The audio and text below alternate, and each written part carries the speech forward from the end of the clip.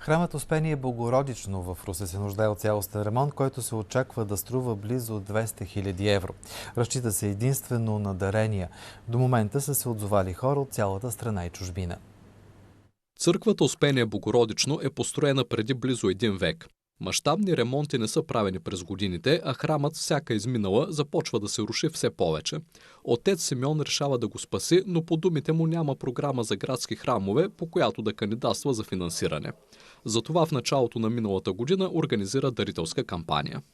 Началото на ремонта беше подмяната на дограмата, която е поставена през 1932 година. 55 прозореца с особени форми, трудни за изработка. Успяхме през миналата година да намерим финансирането почти изцяло от физически лица. Първият етап от ремонта е струвал близо 50 000 евро, а още толкова ще бъдат нужни за пода, който е разделен на две от голяма пукнатина.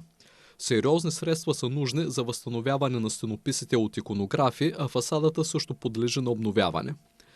Единият от дарителите за храма е 69-годишната Светлина Илиева, която отделя средства винаги, когато има възможност. Русенката е бивша медицинска сестра, посветила живота си да помага на другите. Няма нищо по-хубаво от това да бъдеш благотворител, да дадеш средства, пари, с които да се изгради нещо, което са ти оставили дедите. И още повече тази кауза е в името на нашата вяра, християнската вяра. И затова мисля, че всеки един от нас, дори и хора с по-ограничени финансови възможности, може да задели 5 евро или 10 евро от своя личен бюджет и да ги дари на църквата. Отец Симеон и служителите в църквата се надяват, че скоро ще може да бъде възстановена изцяло.